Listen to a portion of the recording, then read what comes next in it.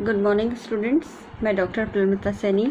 आज मैं BEd second year के अंडरस्टैंडिंग द सेल्फ पेपर में अचीवमेंट मोटिवेशन की थ्योरीज जो मैक्लेलैंड और एटिक्सन ने दी है, आज हम उसका डिटेल में स्टडी करेंगे। So just carry on.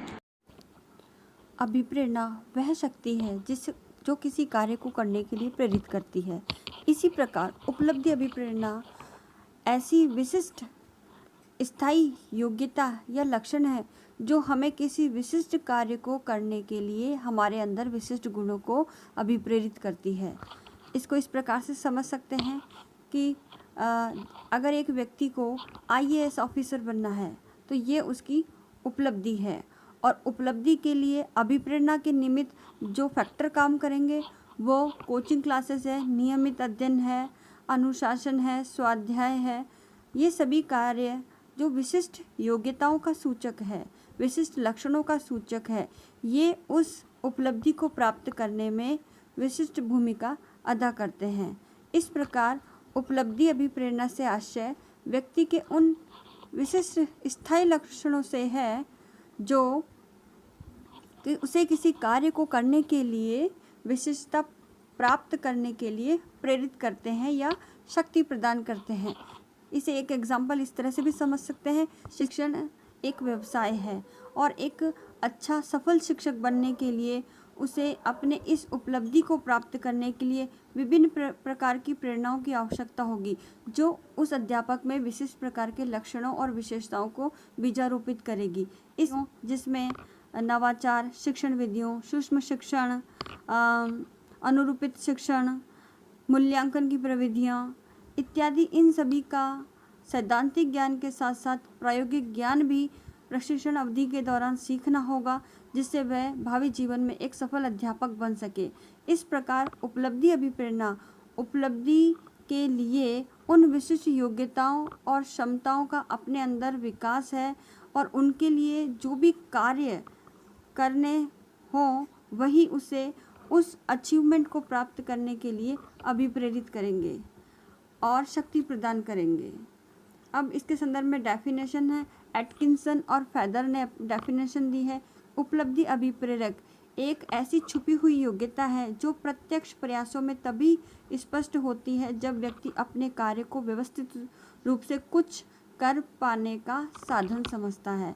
इस परिभाषा के में ये कहा गया है कि हमारी उपलब्धि जो भी हम अपने जीवन में प्राप्त करना चाहते हैं, और इसके लिए वो समस्त कार्य और प्रयास हमारे लिए प्रेरक का काम करेंगे जो हमें उस उपलब्धि को प्राप्त करने के साधन के रूप में कार्य करने के लिए समर्थ बनाएंगे। दूसरी डेफिनेशन है इसमें, मैक डेविड और हरारी ने कहा है कि मनोवैज्ञानिक निर्देशन की उस प्रणाली को उपलब्धि अभिप्रेरणा कहते हैं जो मानवीय क्रिया क्षमता, आक्रामकशीलता तथा प्रभुता के साथ संबंधित हो। इस प्रकार मैक डेविड और हरारी ने कहा है कि हम जो भी बालकों को निर्देशन या मार्गदर्शन प्रदान करते हैं वह बालकों को उपलब्धि की ओर प्रेरित करती है। इसके लिए हम उन बालकों में मानवीय क्रियाओं के तहत विभिन्न प्रकार की क्षमताओं, डांटना, उनके साथ मधुर व्यवहार करना और प्रभुता के साथ संबंधित जो भी कार्य करने पड़े जिससे कि वह आगे जाकर अपने जीवन में कुछ अचीवमेंट हासिल कर सके, वह आवश्यक है। उपरोक्त परिभाषाओं के आधार पर अभिप्रेरणा की निम्नलिखित विशेषताएं हैं कि अभिप्रेरणा में उच्च उपलब्धि प्राप्त होती है, अर्थात उपलब्धि अभिप्रेरणा से उच्च स्थिति है, जहां एक सामान्य व्यक्ति किसी कार्य के लिए अभिप्रेरित होता है लेकिन उसे उसकी प्राप्ति पर सफलता या असफलता प्राप्त होती है या नहीं, ये भविष्य की क्रियाविधि निर्धारित करती है। लेकिन उपलब्धि अभिप्रेरणा में व्यक्ति को उच्च उपलब्धि प्राप्त होती है और इसको वह किसी भी कार्य को वह नए तरीके से करने की कोशिश करता है जिससे उसे अधिक उपलब्धि प्राप्त हो सके। दूसरा, इसमें अच्छा कार्य करने में विश्वास रखता है। व्यक्ति कभी साधारण या निम्न स्तर का काम नहीं करेगा। उपलब्धि अभिप्रेरणा में व्यक्ति हमेशा उच्च स्तर का अच्छा कार्य करेगा और अच्छा कार्य करने में ही विश्वास रखेगा। इसके पश्चात है, जब भी व्यक्ति कोई कार्य करेगा तो वह उसे पूर्ण करके ही संतुष्टि की अनुभूति करेगा। आधा अधूरा काम उसे संतुष्टि प्राप्त नहीं कराएगा। नेक्स्ट इसमें है, व्यक्ति कार्य के परिणाम पर भी ध्यान केंद्रित करेगा, अर्थात मैं जिस कार्य को कर रहा हूँ अपनी उस उपलब्धि को प्राप्त करने के लिए उसमें कितना रिस्क है, कितना खतरा है, और उस खतरे को ध्यान में रखते हुए अपने कार्य की योजना बनाएगा। इसके बाद है, वह व्यक्ति मांग के अनुरूप और फीडबैक के आधार पर कार्य की योजना को निर्धारित करेगा, अर्थात व्यक्ति उपलब्धि अभिप्रेरणा में समाज में उस कार्य से संबंधित मांग का अवलोकन करके उस कार्य की ओर करने हेतु प्रेरित होगा। साथ ही जिसकी मांग समाज में कम है वह कार्य उसके लिए उपयोगी नहीं है और ना ही वह उस कार्य को करने के लिए अभिप्रेरित होगा। इसके साथ ही यदि उस कार्य के दौरान व्यक्ति को समाज द्वारा अच्छा पृष्ठपोषण मिलता है तो वह उस कार्य को निरंतर रखने का प्रयास करेगा। इसके पश्चात है,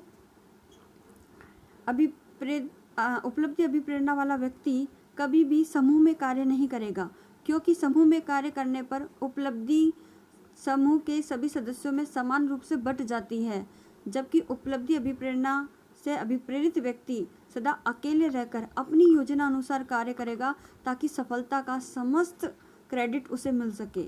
इसके साथ ही नेक्स्ट है, वह कार्य को पूरा करने पर ही ज़्यादा महत्व देगा, न कि कोई रिवार्ड उसे मिलना चाहिए उस कार्य के प्रति। वह रिवार्ड की तरफ ध्यान तब देगा जब वह कार्य को पूर्ण कर चुका हो। तो ये उपरोक्त उपलब्धि अभिप्रेरणा की विशेषताएं हैं। उपलब्धि अभिप्रेरणा में मैक्लेलैंड और एटिक्सन ने उपलब्धि अभिप्रेरणा का सिद्धांत प्रतिपादित किया। एटिक्सन मैक्लेलैंड का शिष्य है जिन्होंने इस विचारधारा को अर्थात इस सिद्धांत को प्रतिपादित करने में, आगे बढ़ाने में, विकास करने में महत्वपूर्ण योगदान दिया। अब इस सिद्धांत को हम कुछ बिंदुओं के आधार पर समझने का प्रयास करेंगे। इसमें पहला है, यह सिद्धांत मास्लो के आवश्यकताओं के पदानुक्रम सिद्धांत से भिन्न है। मास्लो ने आवश्यकताओं के पदानुक्रम में 6-7 आवश्यकताएं बताई, उसके आधार पर व्यक्ति कार्य करता है, किसी कार्य को करने के लिए अभिप्रेरित होता है। लेकिन यहाँ मैक्लेलैंड ने उन मास्लो द्वारा दी गई आवश्यकताओं का खंडन किया और उन्होंने उपलब्धि अभिप्रेरणा में अपने कुछ नए तथ्य, नई बातें सामने उजागर की। नेक्स्ट इसमें मैक्लेलैंड का पूरा नाम डेविड क्लेरेंस मैक्लेलैंड है। यह हार्वर्ड यूनिवर्सिटी जो यूएसए में है उसके प्रोफेसर हैं। मैक्लेलैंड ने उपलब्धि अभिप्रेरणा के 3 प्रकार बताए हैं। पहला है अचीवमेंट अर्थात उपलब्धि, दूसरा है पावर यानी शक्ति और तीसरा है एफिलिएशन अर्थात उस कार्य से संबद्धता। इस प्रकार इन तीनों के आधार पर उन्होंने उपलब्धि अभिप्रेरणा को समझाने का प्रयास किया कि कोई भी व्यक्ति उपलब्धि के आधार पर ही किसी कार्य को करने के लिए प्रेरित होता है। यदि उसे कुछ प्राप्ति नहीं है तो वह उस कार्य को नहीं करेगा। अन्य व्यक्ति किसी भी कार्य को करने के लिए, समाज में अपना शक्ति प्रदर्शन स्थापित करने के लिए या किसी भी समूह में अपने आप का वर्चस्व स्थापित करने के लिए किसी भी कार्य को करने के लिए प्रेरित होता है। और तीसरा वह व्यक्ति होता है जो किसी कार्य को से अपने आप को जुड़ा रखने के लिए उस कार्य से अभिप्रेरित होता है। इस प्रकार मैक्लेलैंड ने 3 प्रकारों के आधार पर अपने इस अचीवमेंट मोटिवेशन सिद्धांत को प्रतिपादित किया। यह सिद्धांत प्रबंधकर्ताओं के लिए भी महत्वपूर्ण है क्योंकि इसमें स्टाफ के अंतर्गत दिए जाने वाले कार्यों का विभाजन उपलब्धि अभिप्रेरणा के आधार पर किया जा सकता है। इस प्रकार उपलब्धि अभिप्रेरणा में व्यक्ति उन विशिष्ट स्थायी लक्षणों को अपने अंदर अर्जित करता है जिसके द्वारा वह विशिष्ट कार्य को करने के लिए प्रेरित होता है। इसमें आगे उपलब्धि आवश्यकता से भिन्न होती है। आवश्यकता के संदर्भ में मास्लो ने अपने सिद्धांत दिया, लेकिन मैक्लेलैंड ने उपलब्धि को आवश्यकता से भिन्न बताया। उन्होंने कहा कि उपलब्धि एवं सफलता के प्रति उत्साह और अभिप्रेरणा में भी अंतर होता है। इन्होंने बताया कि हर व्यक्ति अपने किसी कार्य को करने के लिए उसमें उत्साह की मात्रा, अभिप्रेरणा की मात्रा में अंतर होता है। यही अंतर उन व्यक्ति में उस कार्य की सफलता को भी अलग अलग कर देता है। यदि एक उत्साहहीन व्यक्ति यदि किसी कार्य को करे तो उसमें सफलता भी प्राप्त नहीं होगी, जबकि एक उत्साही व्यक्ति, अभिप्रेरित व्यक्ति यदि किसी कार्य को करता है तो उसे उपलब्धि भी शीघ्र और सफलता भी प्राप्त होती है। अचीवमेंट मोटिवेशन में किसी भी कार्य को करने के लिए कुछ प्रेरक विद्यमान होते हैं जो उसे वातावरण से प्राप्त होते हैं। यह प्रेरक उस विशिष्ट वातावरण में व्यक्ति को उस कार्य करने के लिए प्रेरित करते हैं। ये कारक आकांक्षा, रुचि, लक्ष्य, उद्देश्य, आवश्यकता, मानवीय मूल्य होते हैं जो मानव व्यवहार को प्रभावित करते हैं। इस प्रकार जिस व्यक्ति में उपलब्धि की आवश्यकता निरंतर बनी रहती है उसमें उपलब्धि प्राप्ति की इच्छा भी प्रबल होती है, जिससे उसमें मानवीय गुणों का विकास होता है। और इसके विपरीत जिस व्यक्ति में उपलब्धि की प्राप्ति की आवश्यकता कम होती है और या बीच में रुक जाती है किसी भी कारण या किसी भी परिस्थितिवश, तो उसमें उस कार्य के द्वारा उपलब्धि प्राप्त करने की जो इच्छा है वह भी कम होती चली जाती है। इस सिद्धांत के प्रतिपादन में मैक्लेलैंड ने एक शोध कार्य किया। इसने इस शोध के दौरान 1000 से अधिक व्यक्तियों से अचीवमेंट मोटिवेशन की क्वेश्चनर भरवाई और इस क्वेश्चनर से संबंधित शोध में उसने 12 परिकल्पनाओं का निर्माण किया। परिकल्पनाएं अर्थात किसी समस्या का संभावित हल। ये परिकल्पनाएं व्यक्ति के गुण, अध्ययन, उसके परस्पर सहयोग इत्यादि से संबंधित है। आगे मैक्लेलैंड ने कहा कि यदि व्यक्ति में स्वस्थ प्रतियोगिता की भावना है तो उपलब्धि अभिप्रेरणा हेतु ये कारक प्रेरणादायी होगा, और यदि किसी व्यक्ति में नफरत, क्रोध, प्रतिस्पर्धा की भावना है तो यही उसे अधिकाधिक उपलब्धि के लिए अप्रेरित करेगा, उसके लिए प्रेरणादायी नहीं होगा, क्योंकि यह कार्य केवल एक कार्य के लिए ही प्रेरणादायी बनेगा। जबकि अगर स्वस्थ प्रतियोगिता की भावना होगी तो वह आगे आने वाले कई कार्यों के लिए प्रेरणादायी होगा।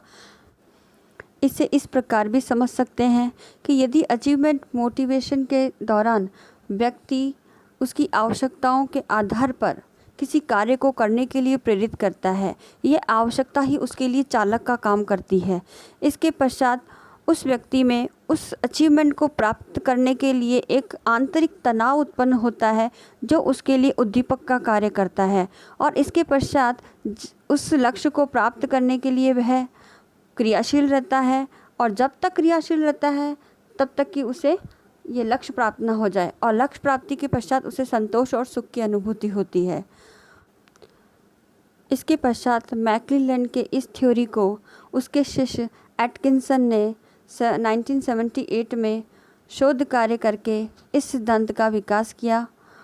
एटकिंसन के अनुसार उपलब्धि अभिप्रेरणा व्यवहार को दिशा, तीव्रता और निरंतरता प्रदान करती है। इसमें उन्होंने कहा कि इस प्रवृत्ति की अधिकतम सफलता शोध के आधार पर 0.5% निर्धारित की गई है। अर्थात जब हम किसी भी परिकल्पना की टेस्टिंग करते हैं तो उसमें सिग्निफिकेंट लेवल 0.5% लगते हैं। अर्थात मेरी परिकल्पना 95% सही है और 5% असफल हो सकती है। हम ये अजम्पशन मान के चलते हैं। इस प्रकार एटकिंसन ने भी अपने इस सिद्धांत के 3 पद बताए। पहला, सफलता प्राप्त करने के लिए अभिप्रेरक, दूसरा असफलता से दूर रहने के लिए अभिप्रेरक, और तीसरा उपलब्धि अभिप्रेरणा। अतः छात्रों को या व्यक्तियों को इस प्रकार के कार्यों के लिए अभिप्रेरित किया जाए जिसमें सफलता की संभावना अधिक हो। आगे एटकिंसन का मानना है कि व्यक्ति उपलब्धि अभिप्रेरित कार्यों को इस आशा से करते हैं कि उसका मूल्यांकन किसी उत्तम कार्य के समकक्ष किया जाएगा। जिस व्यक्ति में अच्छा कार्य किया है, अच्छी उपलब्धि प्राप्त हुई है, तो उस कार्य को वह उच्चतम या उत्कृष्ट कार्य के श्रेणी के समकक्ष समझता है, और इस कार्य को करके वह समाज के लोगों से भी यही आशा करता है कि वह इस कार्य को उस कार्य के समकक्ष दर्जा देंगे। इस उपलब्धि अभिप्रेरणा को मापने के लिए रस्तोगी द्वारा एक प्रश्नावली बनाई गई जिसे CIE अचीवमेंट मोटिवेशन टेस्ट के नाम से जाना जाता है।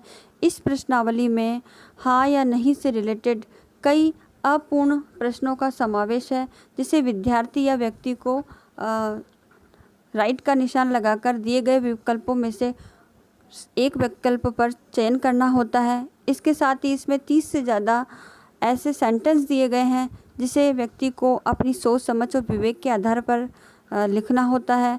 बाद में उस क्वेश्चनर के आधार पर अंक प्रदान किए जाते हैं, जिससे व्यक्ति की उपलब्धि अभिप्रेरणा का आकलन किया जाता है।